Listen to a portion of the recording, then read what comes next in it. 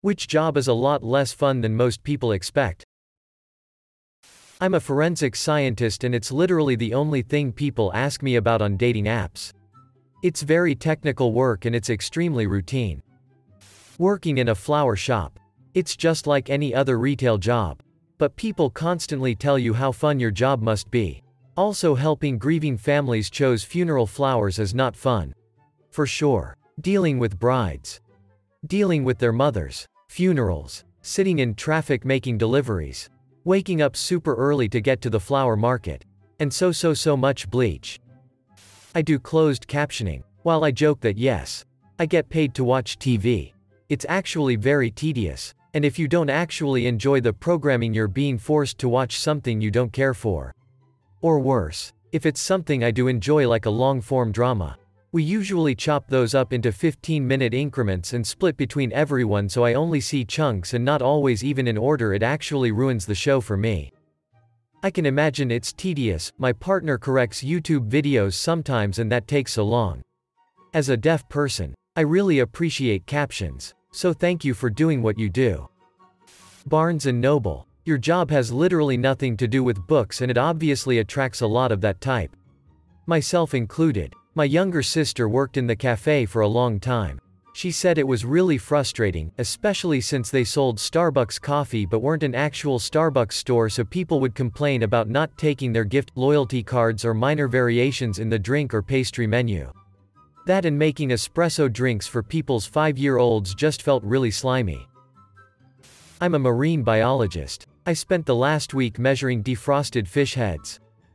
Well, I'm a scientist. I don't know if people usually think of that career as fun. But I think people think it's a lot more eureka and a lot less this data has to be manually processed for 600 hours before I can analyze it. Not a specific job but traveling for work. I'm in tech and a lot of people starting out talk about wanting to go to customer sites and get out in the field. I love to travel for fun, but it's hard to fit in the fun stuff when you have presentations and stuff to worry about, and a lot of times your customers aren't in the fun cities anyway. I also think I prefer the stability and day-to-day schedule of traveling less frequently. Video editor. The more I do it, the more I can't be arsed. What I hate so much is that when you send a draft or edit to the client boss, they mostly seem so ungrateful. Or yeah, just make this easy change and we'll be good to go. No, a hole. That's not an easy change. I do video editing on top of graphic design. And people just seem so unappreciative of how much time and effort goes into a quick little video. TV, film production. I think most people dream of being the actor, the director, the people making the creative decisions, or the big shot producer calling the shots. But most of the people working in TV and film production are part of a machine. The grind. Working in a system. Trying to climb up to wherever they want to be. Many don't get to actualize their creative vision. Also, the industry can be project-based, job security concerns, and location-limited, NY, LA. Maybe other cities. Pay can be low starting out too. Though it can be good if you work way up. But I did enjoy the type of people that work these jobs. A little more fun than the business folk I work with now. Edit. Just want to note I have a lot of respect for the TV, film industry. I would go back to it. But I would be careful about what the job and career path was. Although not necessarily bad. Beekeeping. Get used to the constant sound of buzzing during hive inspections, swarm removals, plus wearing the protective suit in hot weather for hours on end, give or take the situation. Also, there appears to be a large number of beekeepers allergic to bees, so EpiPens are a must. A pediatric nurse. Being a nurse for children and adolescents. Everyone in nursing school talks about how much they want to work with kids. The reality is that a pediatric nurse sees more cases of abuse and neglect than any other specialty. Doesn't matter where you are in a pediatric hospital. It's the thing you see most. I've seen so many DCS, Department of Child Services, caseworkers that I've gotten to know some of them and became acquaintances with them. Sure, working with children and adolescents is great. But people don't think about the most essential piece of that puzzle, which is their families. It doesn't matter how good of care you give to those kids.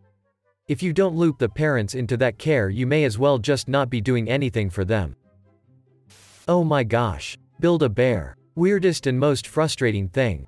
Granted, I didn't make it a super long time in the job, and seeing kids so happy is great. But they are really strict and the bad times get pretty bad. I imagine that store is just parents with sticker shock trying to talk their kids into cheaper options. You go in to do the little $35 bear, and walk out $150 later with a bear in a full tuxedo with a skateboard and a construction helmet. Video game testing. I've been working in the game industry for 6 years now, and teaching for 2. Testing video games is thought to be just, oh, you just play games all day. LOL, but it's actually very specific and arduous. First of all, there are a bunch of testing methodologies such as load, soak testing, white room testing, version testing, to name a few. But the most common one is functionality testing. Functionality testing is, so if I walk into that corner with the shotgun in my inventory, I can clip through the wall. But if I have my M16 in my inventory, I don't clip through. Single quote. Baker. Coming into work at 3/4 am so you can have a 6 am baked goods is miserable.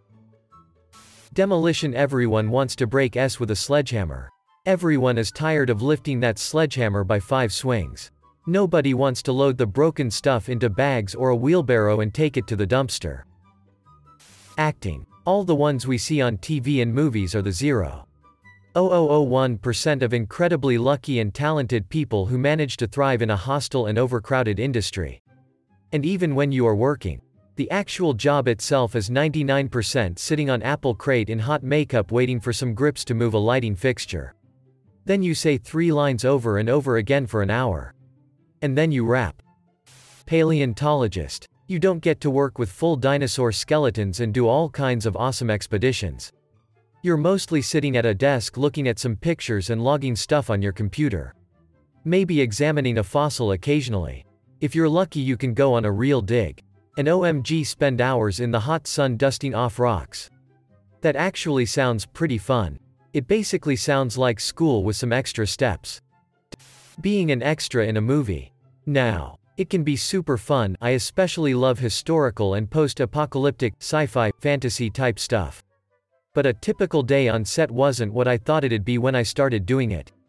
Often we have to get up at 3 or 4 in the morning to get to holding. And if you're a minute late to check in, sometimes they'll kick you out. Then we sit around in holding with sometimes hundreds of other extras. And we're usually sitting there for a good 3 or 4 hours before they start telling us to get ready to film. During this time we go through long wardrobe, hair and makeup lines where they reuse clothes unless you bring them yourself. Brushes and makeup without washing them. When we finally get to film, it's often the same mundane motions over and over, exceptions of course. And those are always fun. Then we either get shuffled around or go back to holding.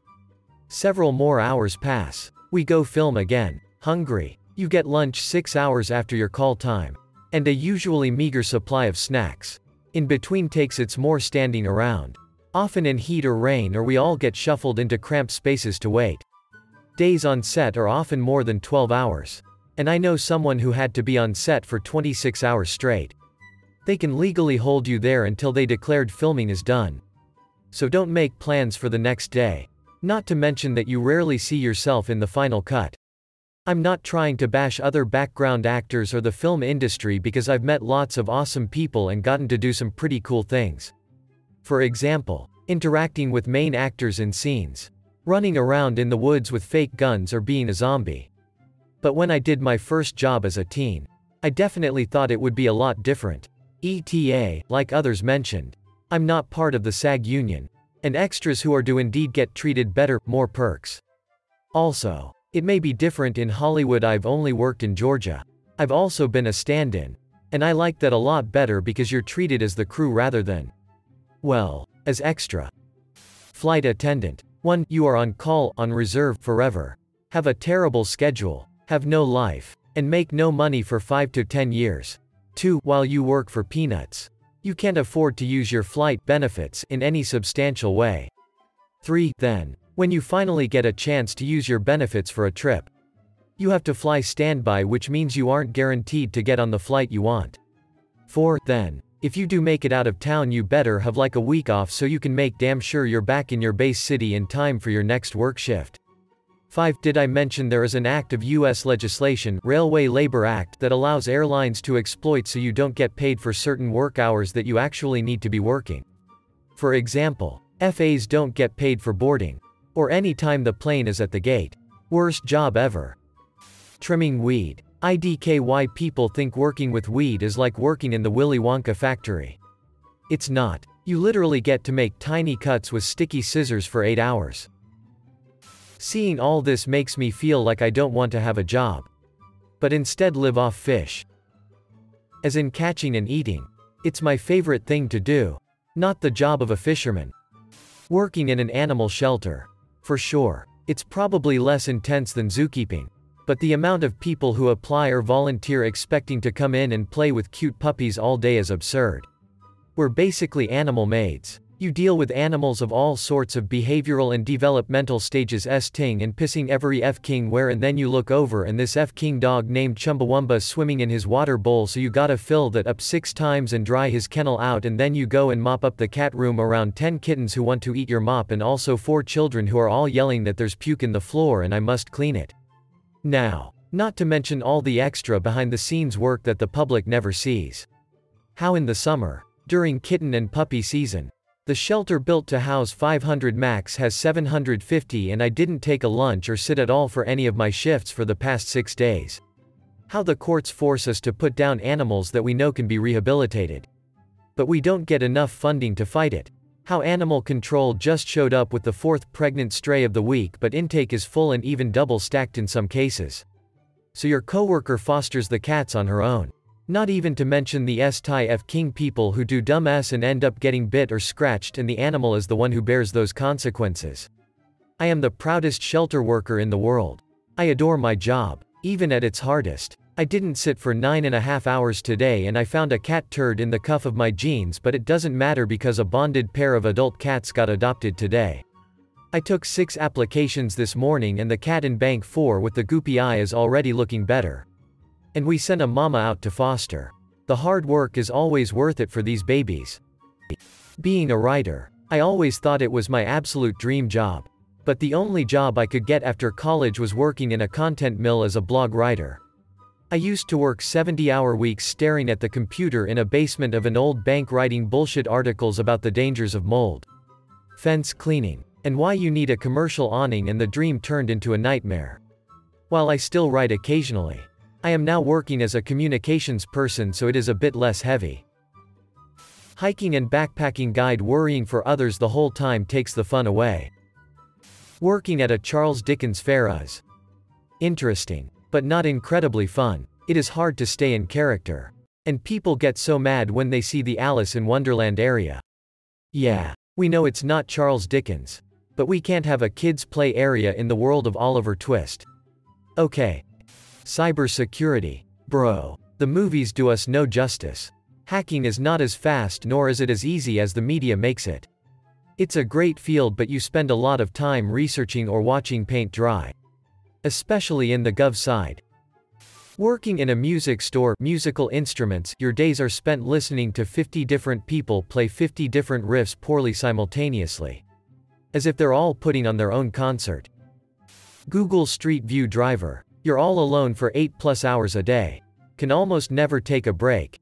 Need to constantly be on and focused lest you crash the $25,000 Subaru with $60 plus worth of camera equipment on it. You end up becoming an amateur meteorologist to keep track of weather patterns and cloud cover. And in my experience, there are a lot of people who just get insanely upset at you. At Google, and the job in general, for a wide variety of reasons. I enjoyed myself when I did it, but it was nowhere near as glamorous or fun as I or my friends and family assumed. Edit. Thanks to everyone who expressed an interest in my summer job from almost 10 years ago. I'll just answer the most asked questions here real quick. Pay, $15 an hour. But contingent on hours driven, which were themselves dependent on clear weather to ensure optimal image quality. Why not drive every day no matter the weather? Google got around this problem by making you redrive routes whose pictures turned out subpar. To prevent people double billing by driving the same easy route constantly. You also had a weekly quota of unique miles driven, so no double dipping. What could you do in the car? As long as the camera and the napping software was running properly, I was on my own. I listened to music, the news, and lots of books on tape. I could stop for short bathroom breaks whenever I felt like it. And had an hour guaranteed for lunch whenever I wanted to take it. Which usually amounted to eating in the car on the side of some lonely rural road 90% of the time. Who would ever think this was fun or glamorous? All I can say is, back in 2012 most people I talked to were pretty excited, myself included, about getting the chance to do any work with Google. Let alone this cool new project that would let you see what any place on Earth looked like at street level from the comfort of home. This was the era of Google Plus being a potentially exciting new thing. Of Google Glass being the future of tech. And overall it was a different time. That's why everyone I knew thought this was a cool gig. Being a character performer at Disney. Don't get me wrong. There are some amazing perks and truly magical moments. I know I'm super lucky and tons of people would love to be in my shoes. But the day-to-day work is exhausting in ways I never thought possible. Guests are ridiculously abusive. I've had things said and done to me I never would have imagined. The company isn't always great, it highly depends on your leadership. And there's so much focus on your body and face, good and bad, that it can be incredibly depressing and difficult emotionally. Plus, you have to accept that there's very little upward mobility. Most people grow out of it, and it's rough to know that one day you'll get too old or too fat and you will have to start all over in a new career field. So you constantly are thinking either 1. What you're going to do when you leave. 2. How you're going to keep yourself there. I personally knew it would be temporary. And I now only work there seasonally while I have a normal career. But Disney has a way of sucking you in.